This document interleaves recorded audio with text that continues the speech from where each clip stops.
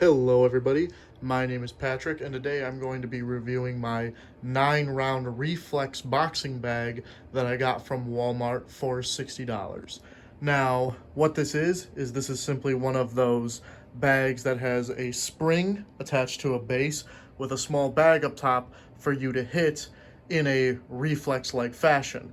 And what I mean by that is like you hit it and it doesn't just stay stationary, it actually like moves and you gotta dodge out of the way or block accordingly. Now, I'm a big fan of these bags because I'm a big fan of any kind of bag that you have to react to it, like double end bags and things like that, because it's more analogous to real life. You hit someone, more than likely they're going to hit you back in a sporting context, I mean, obviously. So you're going to want to dodge or block accordingly, as opposed to a heavy bag that will just stand there and let you wail on it endlessly, and you don't have to focus on things like footwork or defense necessarily in order to get a good workout in, whereas something like this, you absolutely have to.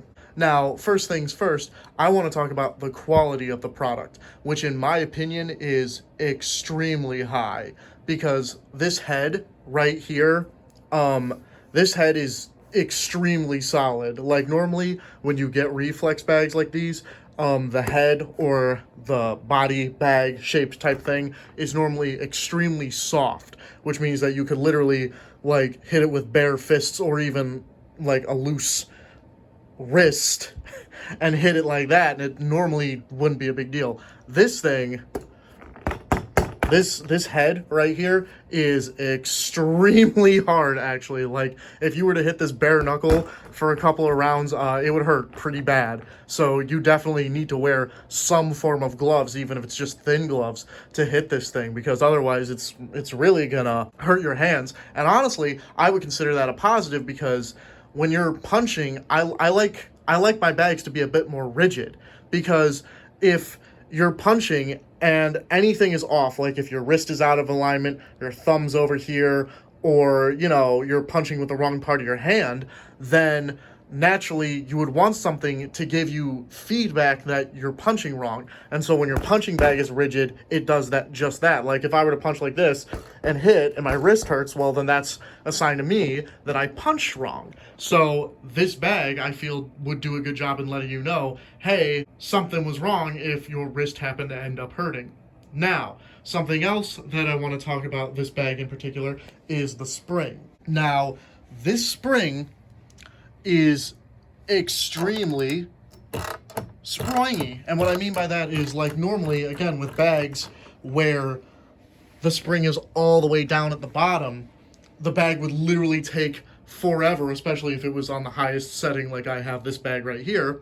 If it was on the highest setting, then I would hit it and it would go whoosh and fly all the way back, and then finally come back towards me.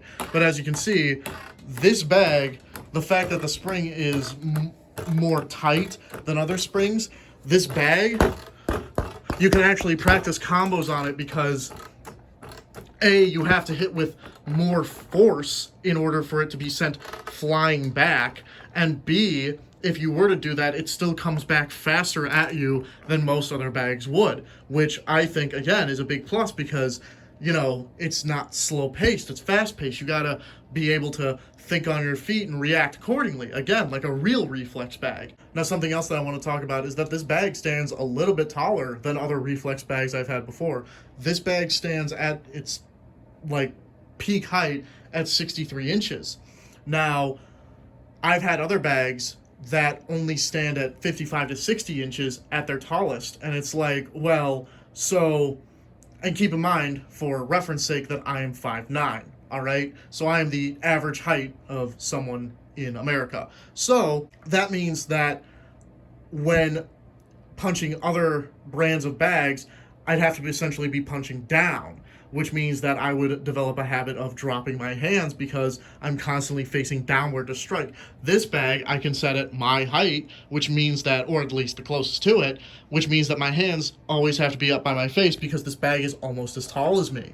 So overall, I'm a big fan of this bag, honestly. I think it's a tremendously good buy.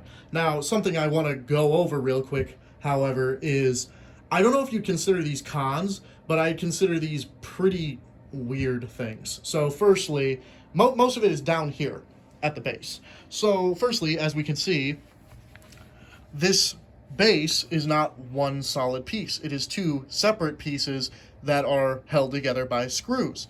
Now, I don't know why it's like this. I don't know why it can't just be one big base with one like hole that you would have to fill it all up in, and then just put a cap on it. Like, I don't see why it has to be two. Because, like, for instance, if I ever needed to move, or I needed to move this thing or whatever, and I would want it to be as lightweight as possible if I'm moving a great distance, then I have to drain two basins instead of one. And if I wanted to do that easily and effectively, I'd have to take them apart as opposed to just unscrewing one and then tipping it over and letting it all fall out. I'd have to unscrew two, take them apart, and dump them upside down. You know, it just doesn't make any sense from where I'm standing. Another thing I want to talk about here is, and I'm going to need the instructions for this because I don't want to tip this all the way over on its side, is the instructions have, as you can see, this is the base and how you're supposed to put it together. So again, like, there's all these screws that you're supposed to put in at the bottom to hold the base together and keep it tight. And it is tight, and it does, you know, stay stationary, and it doesn't, like, falter or anything. But at the same time, again, this is sort of creating a solution to a problem that you created by making it two separate basins. If it was one solid base, then you wouldn't need to put in all these screws to keep it together as one solid piece. Now, something else I want to talk about is the initial assembly, because due to the fact that the basin is two separate pieces and how you're supposed to put this together, it makes this extremely awkward. So what you have to do is you have to fill up the two bases first, put caps on them, flip them upside down, put these bottom hinges on, not the one in the center, just the ones on the side, and then once you're done with that, put everything on the top together, then the initial tube with the spring goes in, screwed down, and then you have to flip it back over to put this piece in between to hold it in place. Now, something you got to keep in mind is that, again, if I've worked with bags like these before, and normally they're just one solid base. So all you have to do is fill it up with water, put this in, put the screws in. This is normally a piece that's already attached here, and then it comes up, and then you just basically put this in and put this together and put this together. You know what I mean? You don't have to fiddle around with all the stuff underneath. It's not a deal breaker by any means. In fact, honestly, I love this bag, and I'm gonna be using it for a long time, hopefully. But just the initial process of putting it together is a little bit weird. But again, it's not a deal breaker, and I do sincerely love this bag, and I love everything that it brings to the table. You know what I mean? It's basically just an all-around upgrade from my old bag. So in my opinion, is this product worth your $60? Absolutely.